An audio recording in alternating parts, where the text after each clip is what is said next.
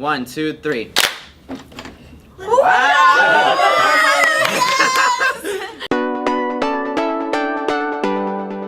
So we're still giving away Temple gift cards, so make sure you comment on this video with your favorite or best Thanksgiving plans, and the best ones, the most fun ones, will win Temple gift cards this week. So UC Davis has a pressing issue, and for the past couple of weeks, an interesting event has been happening in downtown Davis.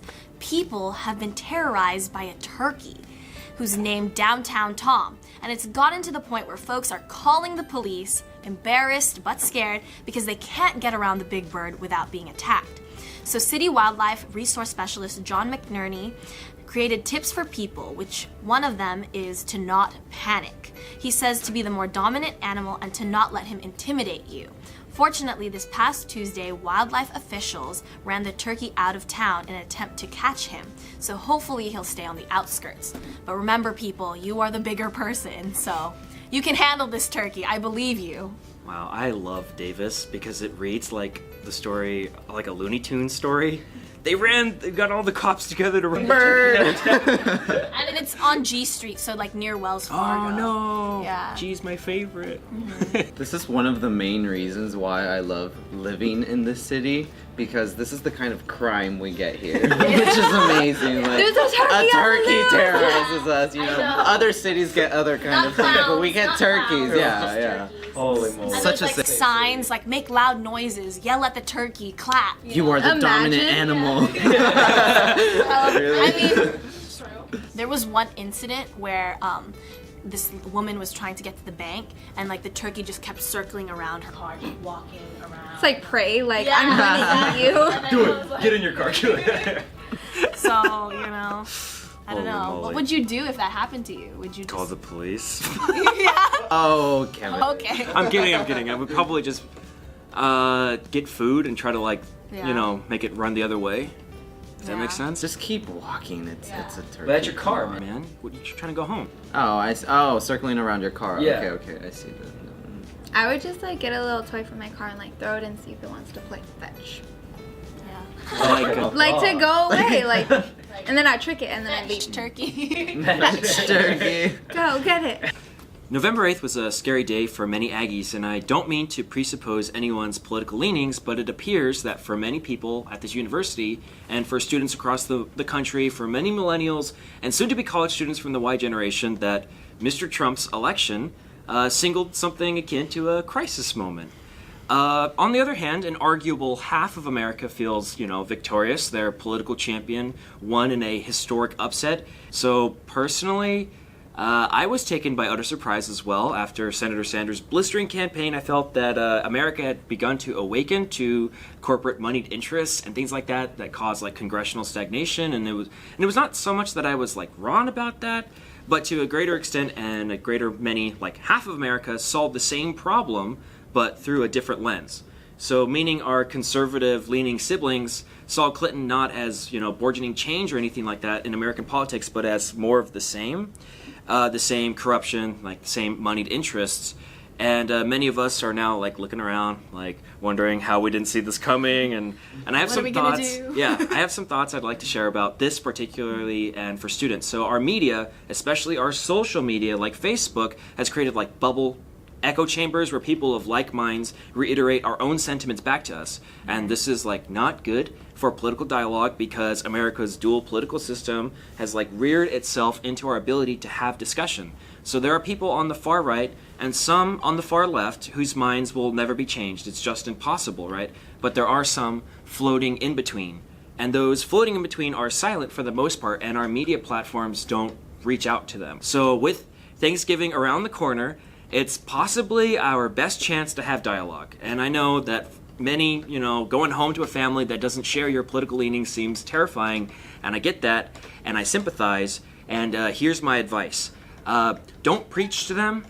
Don't yell or attempt to take the moral high ground. Using fire will not coax those in the middle to agree with you. Instead, like, listen to them and try to empathize.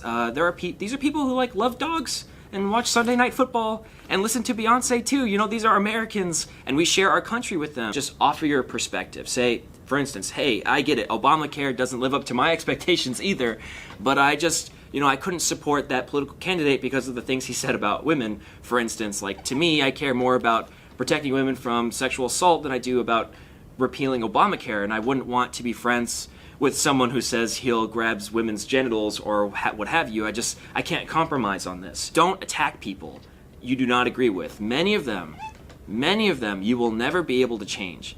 But if we engage in dialogue, those in the middle, by the next election, they might see things differently, and they might agree with you next time. And there's just like literally too much at stake at this point with like climate change, health insurance, ethnic and religious minorities, women's reproductive rights. There's just too much at stake to not engage with political dialogue.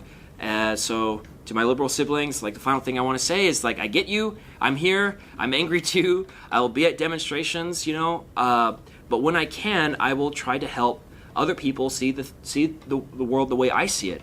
And maybe with just a little bit of a push, we can get them leaning more towards our side next time. We talk about like not maybe like when we're going home, especially, it's so relevant right now. We're gonna go back home. We're gonna go to the holidays or just for the break, and we're gonna have to face these different aspects of like our political identities.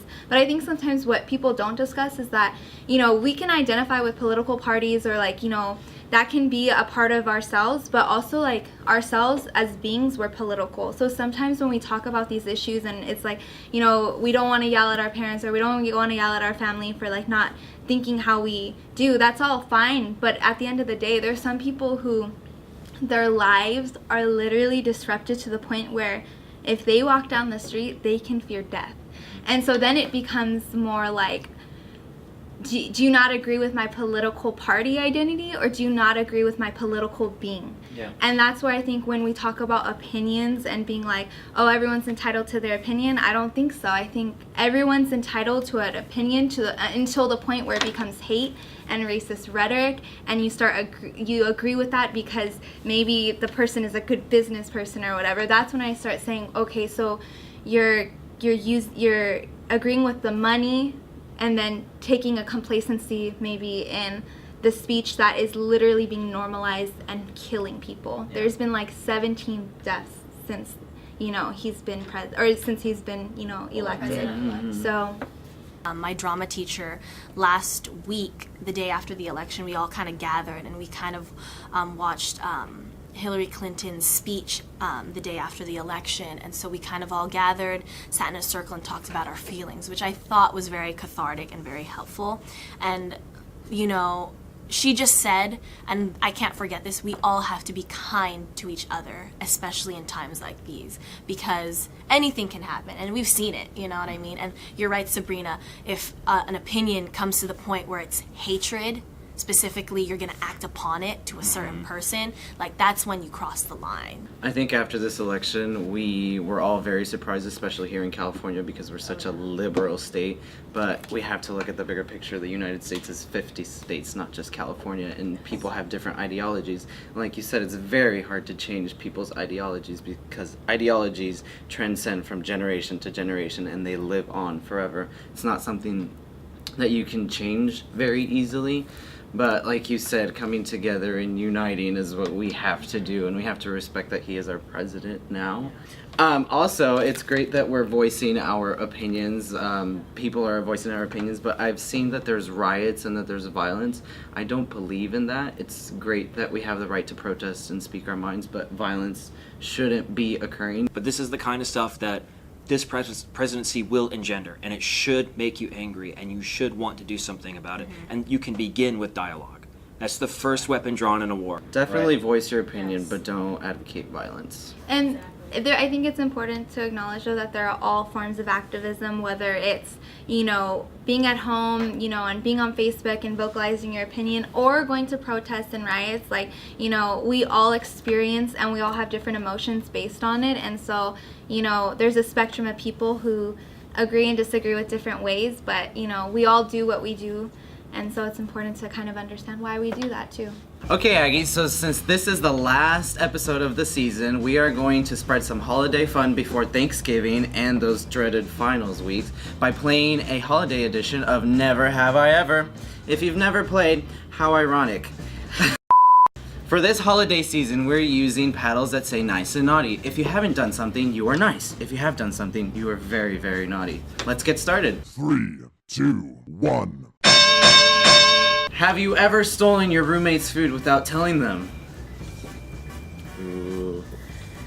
Have you ever called in sick when you weren't sick? Have you ever stolen someone's bike light? No. Someone stole mine. Have you ever gone on a vacation without your parents knowing? Have you ever had a secret significant other? Have you ever stolen a cookie? Have you ever snuck into a concert? Have you ever stolen a library book? Have you ever regifted a gift? Have you been calling your parents? Call me naughty. Have you ever borrowed silverware from the DC and forgotten to return it? Have you ever ditched class? 5 seconds. Have you ever lost someone you borrowed from your... Oh no, have you ever smuggled food to the library? Time's up. Sorry. All the time. All the time. I eat there, and I no shame. 3, 2, 1. Okay. Have you ever pulled a cord on the bus when it wasn't your stop? Have you ever bailed on a date? Have you ever ghosted someone? I don't know what that is. I don't Have you ever either. ditched class? Wait, no, we asked that. Whoa. Have you ever farted and blamed it on someone else? Have you ever lost something you borrowed from your friend? Have you ever gone to Costco just for the samples? Have you ever forgotten someone's name so you just keep calling them hey? Yes! Yeah! Do you floss every day? Yeah. Yes. Have you ever taken all the candies on Halloween? Have you ever lied about your birthday to get freebies? Have you ever threw out leftovers at a buffet so they won't charge you? That's 5 freaking seconds. smart. We should do that. 3, 2, 1. One. Yeah! Well, once again, this wraps up another episode of Aggie Now. I'm Sabrina Sanchez. I'm Israel Yepez. I've been Kevin Dousa. And I'm Nikka Magahis. Thanks for watching this week's episode, and we'll see you next year. Oh. If you like this week's episode, follow us on Instagram, Facebook. Twitter, And Snapchat. and subscribe to our YouTube channel. And Pre-recorded in Davis is out!